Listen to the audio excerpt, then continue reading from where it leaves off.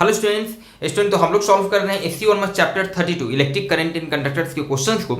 और स्टूडेंट इस चैप्टर के रेस्ट क्वेश्चन के सॉल्यूशन के लिंक आपको नीचे डिस्क्रिप्शन बॉक्स में मिल जाएंगे या फिर आप प्लेलिस्ट में भी जाकर देख सकते हैं। स्टूडेंट साथ ही साथ हम लोगों ने एनसीईआरटी के भी चैप्टर 3 क्लास 12 करंट इलेक्ट्रिसिटी के क्वेश्चन को सॉल्व कर लिया है, तो उन क्वेश्चन के सॉल्यूशन के लिंक भी आपको नीचे यहाँ पर डिस्क्रिप्शन बॉक्स में मिल जाएंगे या फिर उसके लिए अलग से प्लेलिस्ट है, आप वहां पर भी जाकर देख सकते हैं। तो जो भी स्टूडेंट चैनल पर नए चैनल को सब्सक्राइब कर ले और चलिए शुरू करते हैं आज के क्लास को।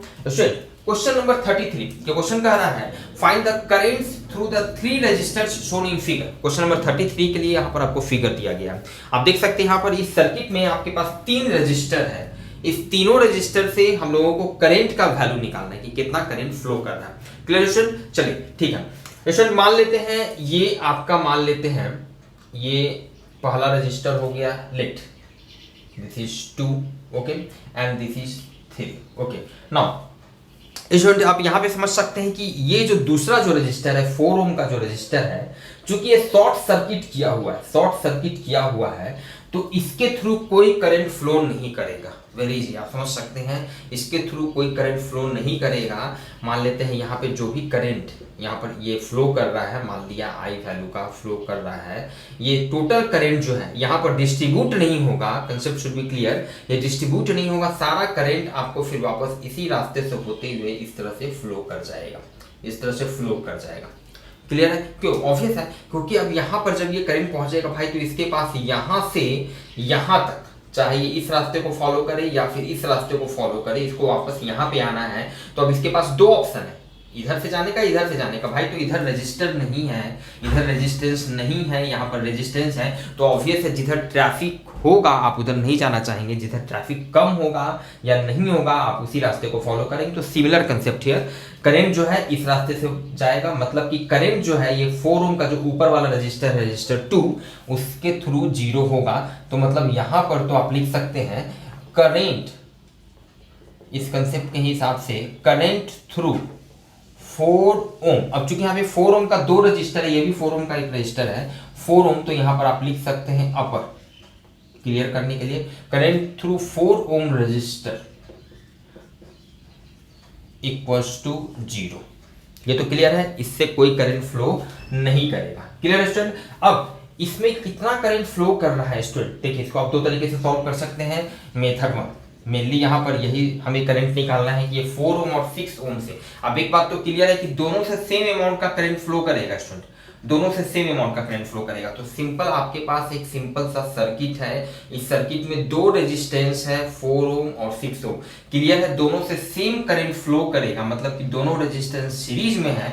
इसका मतलब इस सर्किट में नेट रेजिस्टेंस कितना है, इक्विवेलेंट रेजिस्टेंस कितना है। हियर नेट रेजिस्टेंस कितना है स्टूडेंट, चूंकि दोनों सीरीज में है तो 4 ohm plus 6 ohm equals to 10 ohm. Clear है स्टूडेंट? ऑल्सो नेट ईएमएफ का अगर हम लोग बात करें तो आप देख सकते हैं यहां पर नेट ईएमएफ कितना हो जाएगा स्टूडेंट, नेट ईएमएफ कितना हो जाएगा 4 volt minus 2 volt equals to 2 volt. ध्यान दीजिएगा ये सीरीज में नहीं है, अपोजिट पोलैरिटी के साथ ये इस तरह से जुड़ा हुआ है, मतलब नेट क्या हो जाएगा आपका नेट ईएमएफ के लिए इसको माइनस कर देंगे। तो नेट ईएमएफ इतना हो गया। इसीलिए सिंपल सा कंसेप्ट है भाई कि इसमें जो करंट फ्लो करेगा ओम्स लॉ के हिसाब से फ्रॉम ओम्स लॉ, आप यहाँ पे लिख सकते हैं फ्रॉम ओम्स लॉ के हिसाब से I equals to V by R. ठीक है, तो नेट ईएमएफ कितना हो गया यहाँ पे 2 वोल्ट हो गया। और नेट रेजिस्टेंस कितना है, नेट रेजिस्टेंस है 10 ओम, मतलब 0.2 एम्पियर। मतलब कि सर्किट में 0.2 एम्पियर का करंट फ्लो करेगा, मतलब इससे भी 0.2 एम्पियर, इससे भी 0.2 एम्पियर। क्लियर है? इसलिए आप लिख सकते हैं यहाँ पे, इसीलिए current through 4 ohm equals to current through 6 ohm equals to 0.2 ampere. Clear है? और ऊपर वाला जो 4 ओम का है उससे करंट नहीं फ्लो करेगा। Clear student? अब देखें यहाँ पे आप दूसरा क्या तरीका हो सकता है, तरीका तो बहुत हो सकता है स्टूडेंट। ठीक है, तरीका एक दूसरा ये भी हो सकता है यहाँ पर कि आप इस लूप में इस लूप में आप Kirchhoff voltage law, Kirchhoff second law को अप्लाई कर दीजिए। ठीक है, अब मान लिया कि इसमें आई करंट अगर फ्लो कर रहा है, ठीक है, तो नेट पोटेंशियल डिफरेंस सबके क्रॉस नेट पोटेंशियल लिखिए और उसको जीरो कर दीजिए ऐड करके। क्लियर है? चलिए, तो आई करंट अगर फ्लो कर रहा है, ठीक है, तो इस तरह से मान लिया हम इसमें मूव करते हैं, यहां से शुरू करते हैं, इसके क्रॉस आई करंट मूव करना है तो पोटेंशियल डिफरेंस कितना हो जाएगा 4i। क्लियर है? तो 4i v equals to I R, I into R, resistance 4 ohm. ठीक है, आगे बढ़ते गए, करंट ऐसे फ्लो कर रहा है, हम भी ऐसे फ्लो कर रहे हैं, हम भी ऐसे बढ़ रहे हैं, मतलब इसके क्रॉस कितना पोटेंशियल लिखेंगे 6i प्लस 6i। आगे बढ़ते गए, आगे बढ़े, जब यहाँ पर पहुंचे तो बैटरी का हमको पहले पॉजिटिव प्लेट मिल रहा है, ठीक है, तो +2 वोल्ट, +2। आगे जब बढ़े तो फिर इस बैटरी का नेगेटिव प्लेट मिल रहा है तो -4 इक्वल्स टू 0। ये जनरल तरीका है। ठीक है, किरचॉफ वोल्टेज लॉ के हिसाब से यहाँ से आप देख सकते हैं 6i -2 इक्वल्स टू 0, इसलिए i इक्वल्स टू यहाँ से आप देख सकते हैं 2/10 इक्वल्स टू 0.2 एम्पियर। तो आप इस तरीके से भी आप करंट का वैल्यू निकाल सकते हैं। Clear student? चलिए स्टूडेंट मूव करते हैं हम लोग क्वेश्चन नंबर 34 की तरफ।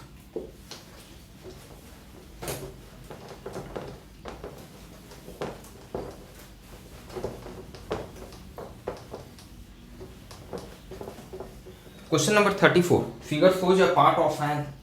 चलिए ठीक है, क्वेश्चन नंबर 34 के लिए स्टूडेंट, क्वेश्चन नंबर 34 के लिए जो फिगर है वो फिगर यहाँ पर हम आपको बता रहे हैं।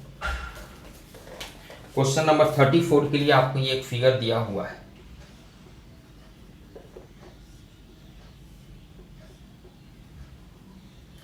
Like this.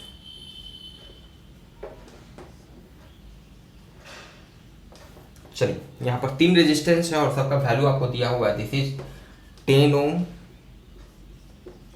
20 ओम, 30 ओम और आपके ये 3 पॉइंट है। This is point A, point B और पॉइंट सी। Clear student? ये फिगर है क्वेश्चन के लिए, क्वेश्चन नंबर 34 के लिए। क्वेश्चन कर रहा है figure shows a part of an electric circuit. कोई इलेक्ट्रिक सर्किट होगा, कोई लंबा चौड़ा इलेक्ट्रिक सर्किट, उसका एक पार्ट आपको दिया गया, उसका एक पार्ट। फर्दर इधर भी कुछ एलिमेंट वगैरह कनेक्टेड होगा, इधर भी आगे होगा, उसका ये एक पार्टिकुलर पार्ट आपको दिया गया है।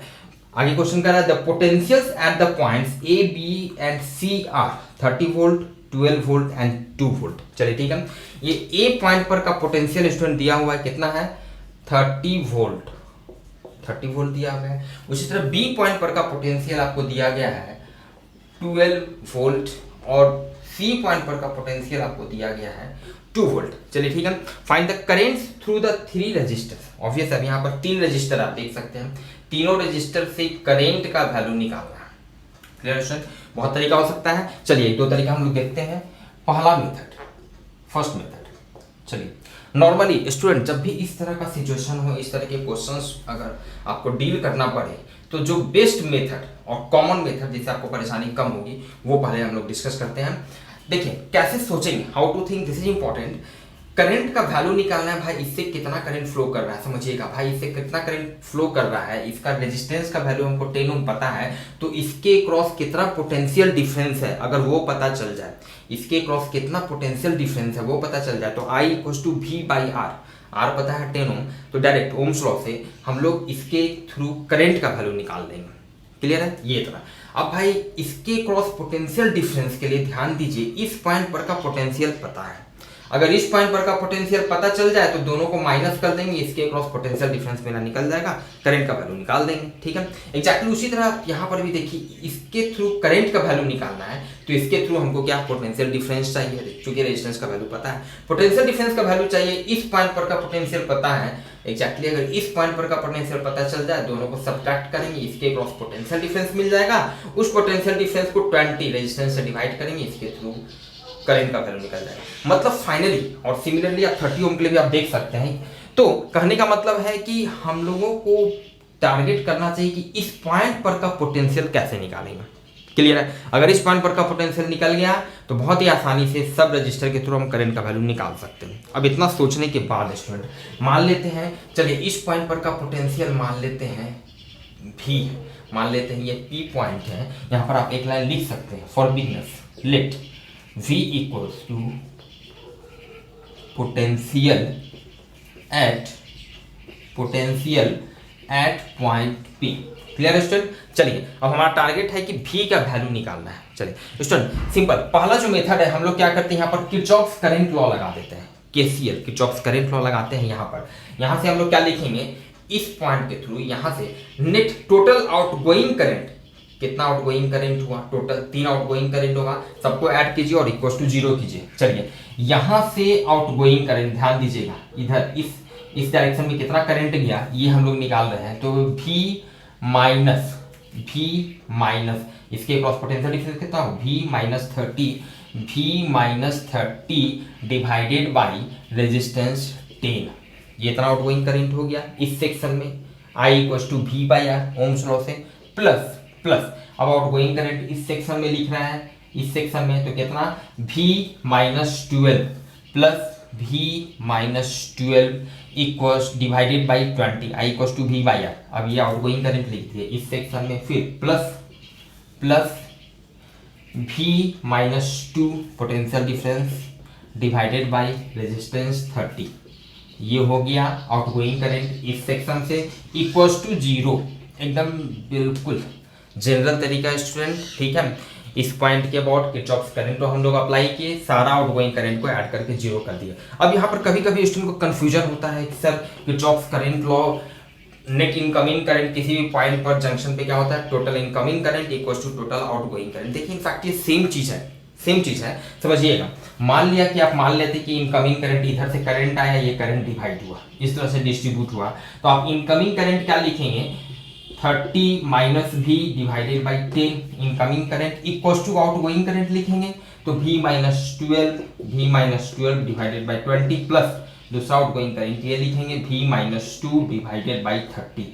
क्लियर है? ध्यान दीजिएगा, इनफैक्ट ये दोनों इक्वेशन सेम है बिल्कुल, ये V-12 ये वाला टर्म ये इधर है, इसको जब आप उधर ले जाएंगे एग्जैक्टली सेम और you will get the same relation, same है, कोई कंफ्यूजन नहीं होना चाहिए। चलिए ठीक है, यहाँ से स्टूडेंट इसको सिंपली हम लोग सॉल्व करते हैं, ध्यान दीजिएगा, ये आपका 60 दिस इज 10 6 हो गया, 6V - 180 plus 3V - 36 plus 2V - 4 equals to 0। Clear है?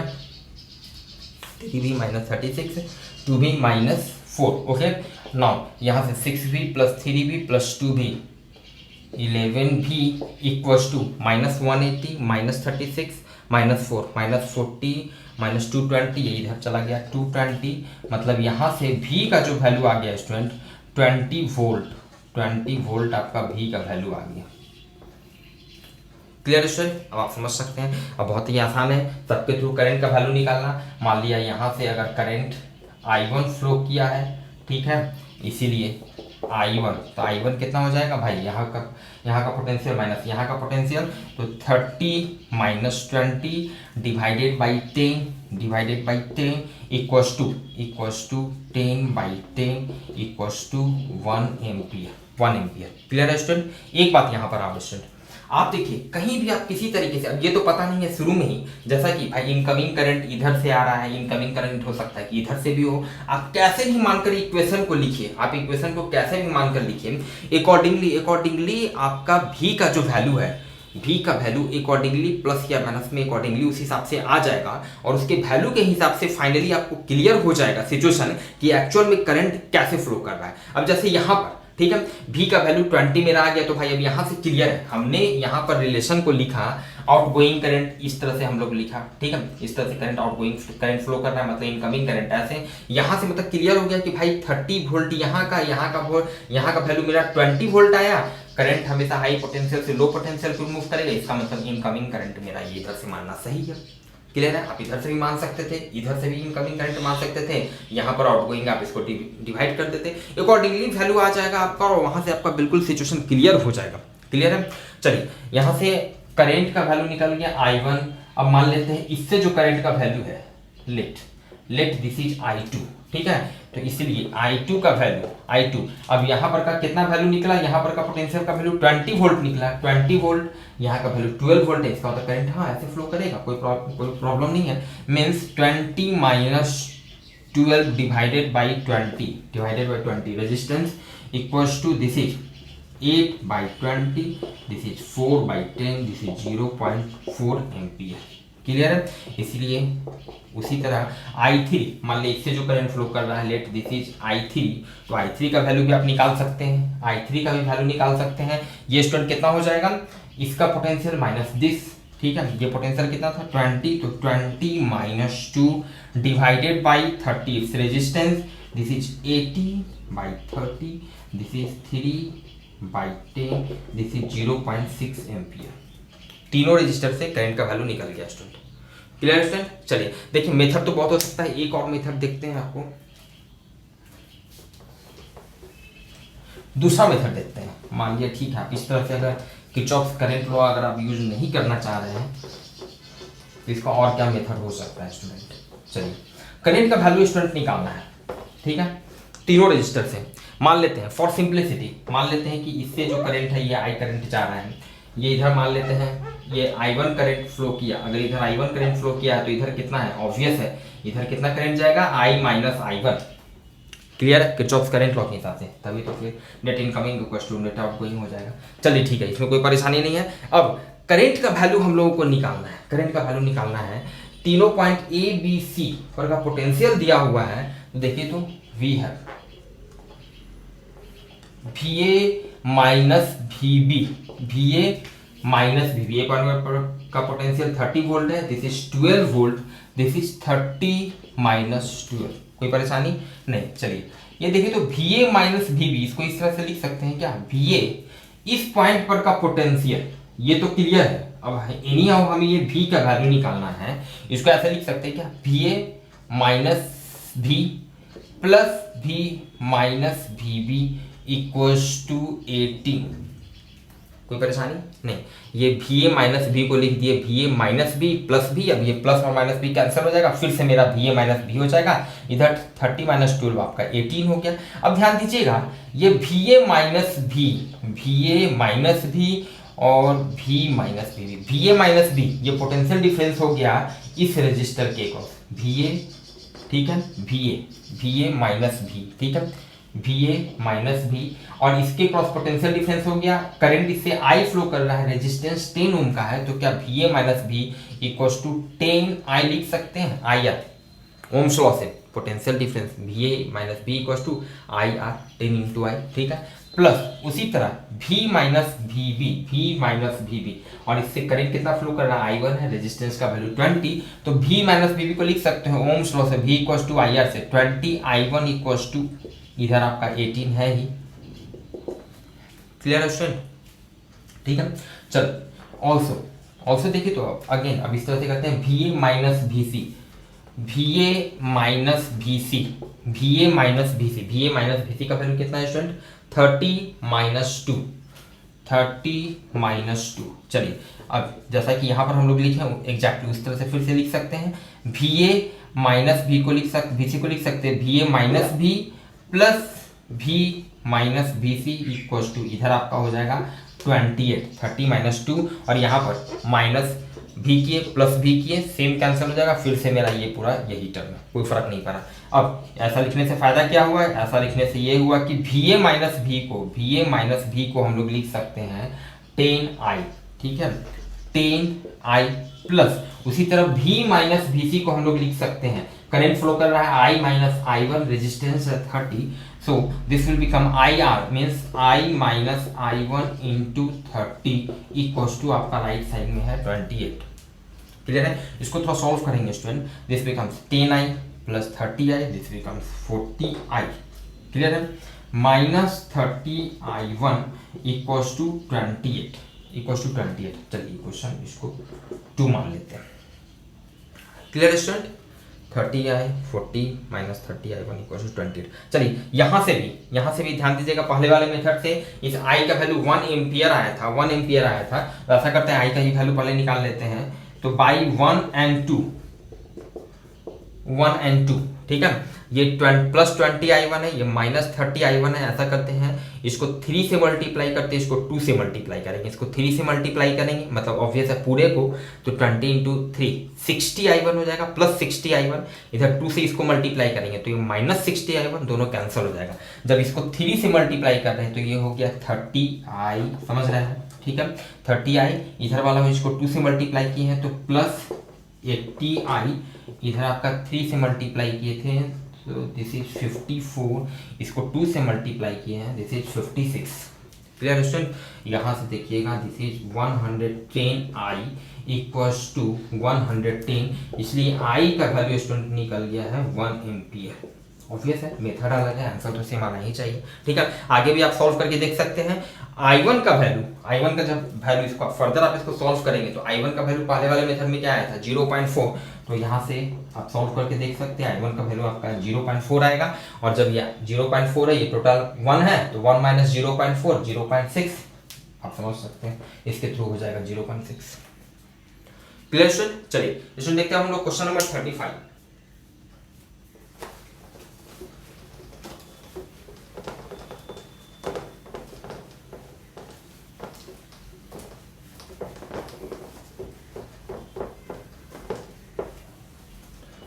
क्वेश्चन नंबर 35, अगेन इसके लिए भी सर्किट है दिया हुआ है।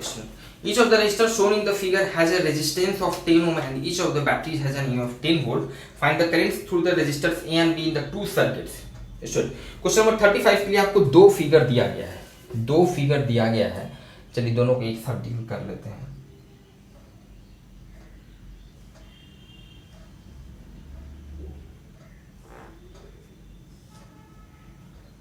ये यहाँ पर आपका एक रजिस्टर है,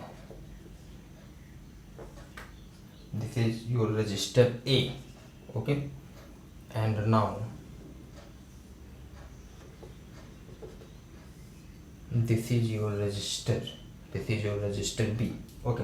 नाउ यहाँ पर एक जो दूसरा सेम क्वेश्चन है, क्वेश्चन का एक और पार्ट है। यहाँ पर जो सर्किट आपको दिया गया है कुछ इस टाइप का है।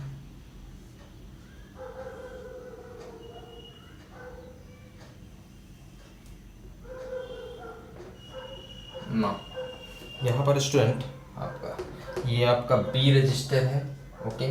Now this is your A और B जो रजिस्टर है उसी से करंट का वैल्यू स्टूडेंट हम लोगों को निकालना है। और यहाँ पर एक तीसरा रजिस्टर C भी यहाँ पर है, this is your register C, okay. Now each of the resistors shown in the figure has a resistance 10 ohm and each of the batteries has a EMF of 10 volt. जितना भी जो है battery सबका EMF कितना है, 10 volt है, okay. Register कितना है, उसका जो रजिस्टर है उसका रेजिस्टेंस का वैल्यू है 10 ohm, okay, 10 ohm, this is your 10 ohm, this is your 10 volt, this is your 10 volt, okay.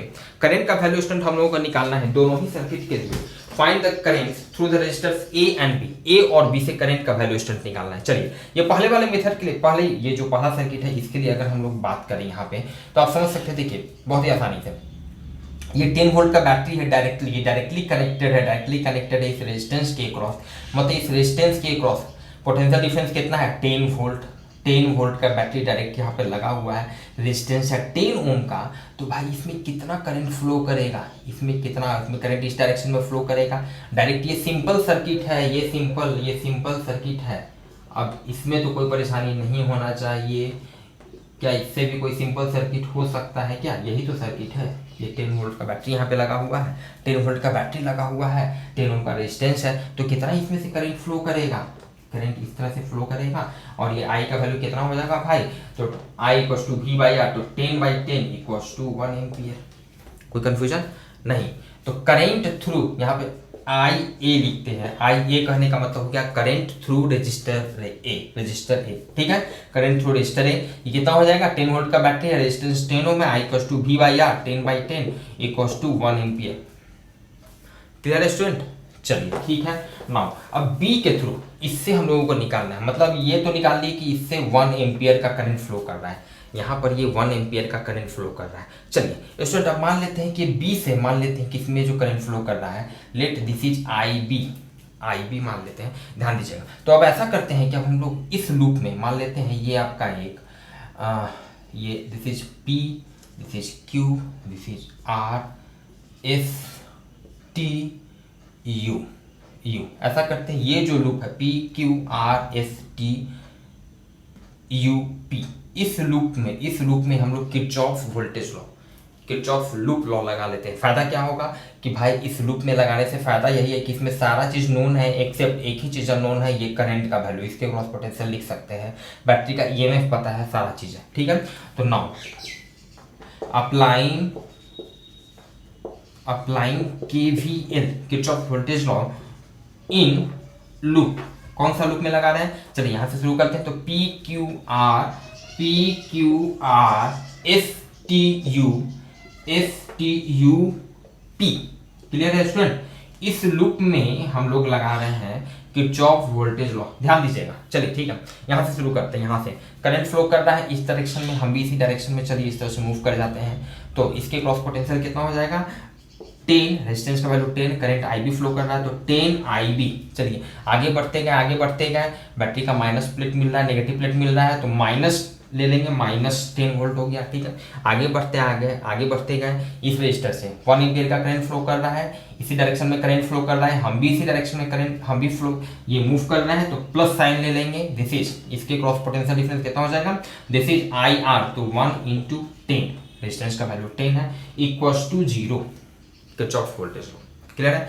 यहां से स्टूडेंट आप देख सकते हैं this is 10 I B -10 + 10 equals to 0, this is 10 I B -10 + 10 0 हो गया, इक्वल्स टू 0, इसलिए आई बी इक्वल्स टू 0।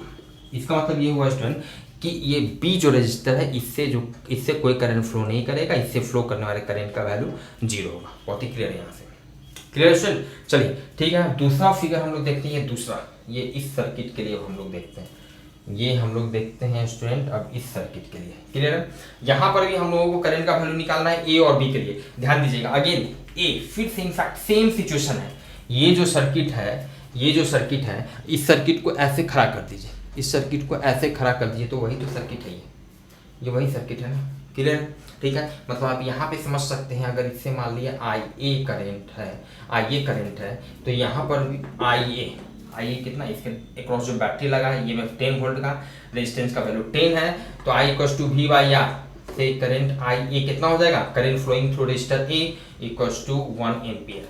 चलिए ठीक है, उसी तरह आप बहुत आसानी से समझ सकते हैं, उसी तरह एग्जैक्टली अगर इससे मान लिया आई सी करंट फ्लो कर रहा है, हालांकि निकालना नहीं है, लेकिन यहाँ बहुत आसानी से बिना कोई कैलकुलेशन का समझ सकते हैं, 10 वोल्ट का बैटरी लगा है, रेजिस्टेंस का वैल्यू 10 ओम, तो current through this resistor C, this will be also 1 ampere, IC equals to 10/10 equals to 1 ampere. अब दोनों से बहुत ही आसानी से हम लोग देख लिए, इनफैक्ट पेन की आवश्यकता नहीं थी, तो इससे भी 1 एम्पियर का करंट फ्लो कर रहा है, इससे भी 1 एम्पियर का करंट फ्लो कर रहा है। तो ऐसा करते हैं ना कि अब इस लूप में हम लोग केवीएल लगा देते हैं, सब चीज तो पता है, मान लेते हैं इससे करंट का वैल्यू है IB, तो IB का वैल्यू निकल जाएगा, क्लियर है। देखिए मेथड बहुत हो सकता है, जो मेथड से हम बता रहे हैं, इसके अलावा भी बहुत मेथड हो सकते हैं, लेकिन हम लोग देखते हैं 1-2 मेथड हर क्वेश्चन देख लिया करेंगे। तो IB now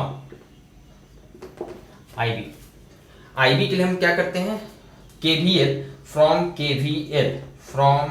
KVL in loop, कौन सा लूप में KVL लगा रहे हैं स्टूडेंट, ऐसा करते हैं, ये आपका हो गया P point, late this is Q point, this is R, this is S, ठीक है। तो कौन सा लूप हो गया, PQRSP, इस लूप में हम लोग KVL लगाते हैं। चलिए अब जैसे भी मन करे वैसे घूमिए, ठीक है। चलिए इस बार थोड़ा सा उल्टा हम लोग मान लेते हैं, ऐसे हम लोग मान लेते हैं कि हम लोग इस तरह से मूव कर रहे हैं, करंट के डायरेक्शन में अगर मूव करेंगे तो पॉजिटिव वैल्यू लिख देंगे पोटेंशियल का, अगर करंट के अपोजिट डायरेक्शन में मूव करते हुए आगे बढ़ेंगे तो नेगेटिव वैल्यू लिख देंगे। बैटरी का पॉजिटिव प्लेट मिलेगा तो प्लस साइन ले लेंगे, बैटरी का नेगेटिव प्लेट मिलेगा तो माइनस साइन लेंगे, सिंपल यही कंसेप्ट ही है। चलिए तो यहाँ से ऐसे मूव कर रहे हैं, यहाँ से शुरू करते हैं स्टूडेंट, हम लोग ऐसे मतलब ऐसे मूव कर रहे हैं, ऐसे मूव कर रहे हैं, करंट भी इसमें ऐसे मूव कर रहा है, तो प्लस साइन लेंगे, इसके क्रॉस कितना पोटेंशियल हो जाएगा IR, तो 10 IA। चलिए आगे बढ़े, आगे बढ़े, ध्यान दीजिएगा। हम मूव कर रहे हैं ऐसे, हम लोग मूव कर रहे हैं ऐसे, करंट इसमें मूव कर रहा है ऐसे, मतलब माइनस साइन लेंगे और कितना हो जाएगा आई आर, तो आई सी इंटू 10 मतलब माइनस 10 आई सी। क्लियर है। अब फिर आगे बढ़े आगे बढ़े आगे बढ़े, फिर करंट इसमें ऐसे माने हैं, करंट इसमें ऐसे मूव कर रहा है, ठीक है, हम लोग ऐसे मूव कर रहे हैं, तो फिर माइनस साइन लेंगे, minus 10 I B equals to 0। कहीं से भी बढ़िए, आपको रिजल्ट में कोई फर्क नहीं पड़ेगा, जैसे भी बढ़िए। चलिए आई ए का वैल्यू स्टूडेंट हम लोग निकाल चुके हैं, 10 into 1 minus 10 into I C का value 1 minus 10 I B equals to 0। 10 minus 10 equals to 0 मतलब minus 10 I B equals to 0, मतलब यहाँ से आप समझ सकते हैं स्टूडेंट कि आई बी इक्वल्स टू 0। अगेन यहाँ भी बी जो रजिस्टर है इसके क्रॉस जो करंट का वैल्यू होगा this will B 0। Clear student. तो मिलते हैं फिर हम लोग नेक्स्ट क्लास में नेक्स्ट क्वेश्चंस के सॉल्यूशन के साथ। Thank you.